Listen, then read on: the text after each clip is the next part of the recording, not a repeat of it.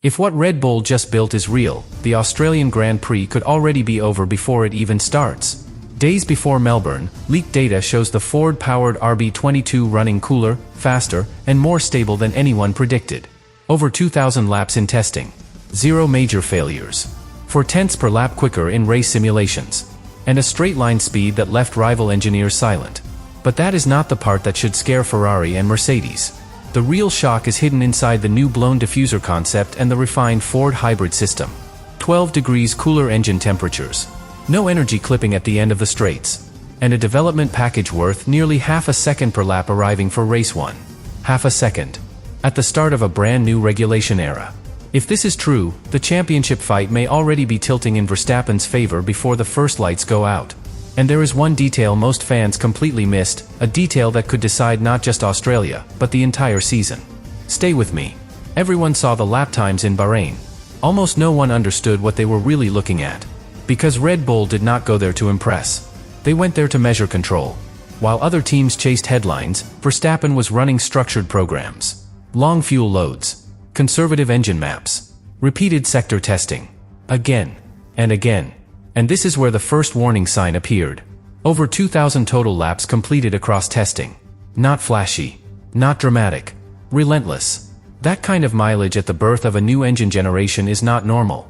New power units usually struggle with cooling instability, hybrid synchronization issues, unpredictable deployment spikes. None of that happened. The Ford unit stayed stable. Temperatures remained consistently lower than expected. Around 12 degrees cooler under race simulation loads. That number might sound small. It is not. In modern Formula 1, thermal efficiency defines everything. Cooler systems mean tighter bodywork. Tighter bodywork means cleaner airflow. Cleaner airflow means more downforce with less drag. It is a chain reaction. And Red Bull has started that reaction earlier than anyone else. But here is what truly matters. No clipping. At the end of Bahrain's main straight, when most cars showed visible energy drop-off, the RB22 continued pulling. Smooth. Linear. Uninterrupted. That suggests something critical about the Ford hybrid integration. Energy harvesting and deployment are already synchronized. Which means Verstappen can attack without fearing sudden power loss mid-battle. And in a season opener like Australia, where track position is everything, confidence under acceleration changes racecraft entirely. But let's go deeper. Because reliability is only the surface layer. What the data from long runs quietly revealed was even more unsettling for the grid. Race simulations showed Red Bull averaging roughly 4 tenths per lap faster than Ferrari over extended stints. Not 1 lap. Not 2 laps. Full race simulations. And degradation appeared minimal. Around a tenth per lap across long runs. That suggests tire management is already optimized. And if tire management is under control this early, that tells you something about the platform. Stable rear. Predictable weight transfer. Balanced aero map. Now think about Melbourne. Albert Park punishes rear instability. It punishes overheating tires. It punishes cars that slide through traction zones. If the RB22 truly maintains that stability under higher track temperatures, the advantage compounds lap after lap. But here is the detail most people are ignoring. Verstappen himself did not sound excited after testing. He sounded analytical. Measured. He talked about balance evolution. About small corrections. About understanding the car rather than unlocking it. That is dangerous. Because when Max sounds calm, it usually means he already sees the ceiling. And we have not even introduced the Melbourne upgrade package yet. Because what they tested in Bahrain was not the final form. It was the foundation. And the version arriving in Australia is built on top of that stability.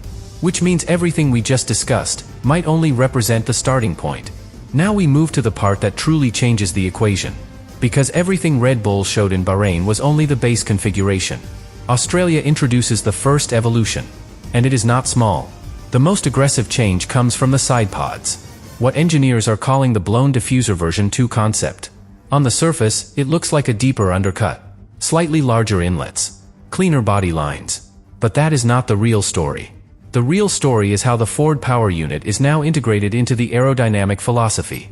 The hotter air exiting the cooling system is no longer treated as waste. It is guided. Directed. Accelerated toward the rear diffuser to energize airflow expansion. That increases rear downforce without increasing drag. And that is critical in Melbourne. Because Albert Park demands efficiency. You need straight line speed, but you also need rear grip through medium speed direction changes. Red Bull is attempting to get both. Simulations suggest this sidepod evolution alone could be worth close to 2/10 in medium speed sections. But here is where it becomes even more important. That extra rear stability reduces tire sliding. Reduced sliding lowers degradation. Lower degradation unlocks strategic flexibility. Which means the aerodynamic upgrade is not just about lap time.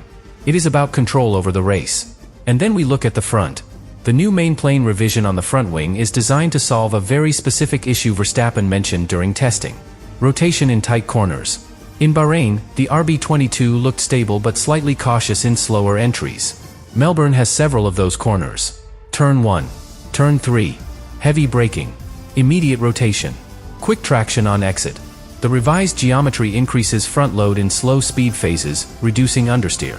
That makes the car sharper, more responsive, more aligned with Verstappen's driving style. And this is where things connect. Because the 2026 generation demands smoother inputs, energy harvesting under braking, hybrid deployment mid-corner, throttle application that must be progressive, not brutal. Verstappen has adjusted his style subtly. Less aggressive steering corrections, more controlled exits, more patience before full throttle commitment. If the front wing now gives him sharper rotation without destabilizing the rear, that balance becomes lethal. But we are still not at the most important detail. The Ford hybrid system has introduced refined deployment maps for race starts and traction zones.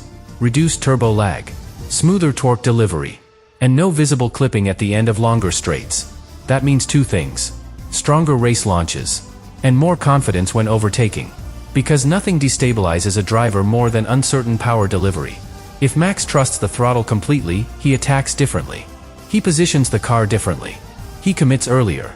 And that psychological layer cannot be measured on telemetry. But rivals feel it immediately. Now imagine this scenario. Stable rear downforce from the blown diffuser. Sharper front rotation from the new wing. Cleaner energy deployment from the Ford unit. Lower thermal stress across the race distance. All of it arriving at the first Grand Prix of a brand new era. This is not just an upgrade package. It is a foundation statement. Red Bull is signaling that they are not experimenting. They are ready. But there is still one vulnerability that could complicate everything. And it connects directly to Melbourne's unpredictable surface temperatures. Because if there is one variable that could slow this momentum, it is tire sensitivity. And that is where the real tension begins. Tire sensitivity.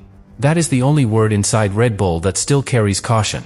Because during long runs in Bahrain, the RB22 looked stable, composed, consistent.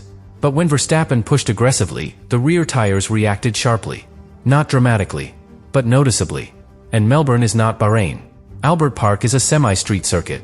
Low grip at the start of the weekend. Surface evolution throughout the sessions. Sudden temperature swings between qualifying and race day. If the car is slightly sensitive to aggressive inputs, that matters here more than almost anywhere else. But here is the twist. Sensitivity is not always a weakness. Sometimes it means the car has a very sharp operating window. And if a driver understands that window better than anyone else, it becomes an advantage. This is where Verstappen's adaptation to the new 2026 generation becomes crucial. Because these cars demand patience. Energy harvesting under braking can destabilize the rear if not balanced correctly. Hybrid deployment mid-corner changes weight distribution. Throttle application is no longer just about power. It is about energy strategy. And Verstappen has quietly refined his approach. In testing, his steering traces looked smoother. Less correction mid-corner. Earlier stabilization before full throttle commitment. That tells you he is already thinking one step ahead of the system. While some drivers are still reacting to the hybrid behavior, Max is integrating it into his rhythm. And when a car has a narrow performance window, that kind of precision becomes devastating. Now imagine Melbourne's final sector. High-speed direction changes. Heavy braking into the final corner.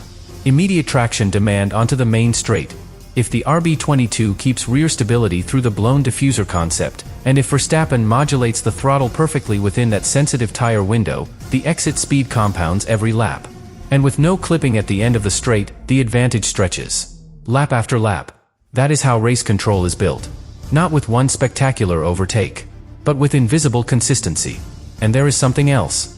Red Bull's development roadmap shows aggressive updates through the first quarter of the season. Which means they are not protecting a fragile concept. They are building on confidence. China introduces floor evolution. Japan refines rear wing efficiency. Miami pushes hybrid output even further. That suggests internal belief that the base platform is strong. You do not accelerate development if you are firefighting instability. You accelerate when you know the foundation works. And this brings us back to Australia. Because the first race of a new regulation era is never just about points. It is about psychological impact. If Red Bull wins convincingly in Melbourne, with visible stability, visible pace, and controlled tire management, the message to the grid becomes clear. The Ford partnership is not experimental.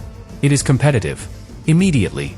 But if tire sensitivity appears under hotter track conditions, if degradation spikes unexpectedly, if the narrow performance window becomes harder to manage over distance, then the championship narrative shifts before it truly begins. That is why Australia matters more than usual. Not because it decides the title, but because it reveals who truly understood the 2026 transformation first. And right now, every data trace, every cooling figure, every aerodynamic refinement points toward one uncomfortable possibility for the rest of the grid. Red Bull did not just adapt to the new era. They anticipated it. And in just a few days, under the lights in Melbourne, we will finally see whether that anticipation turns into domination.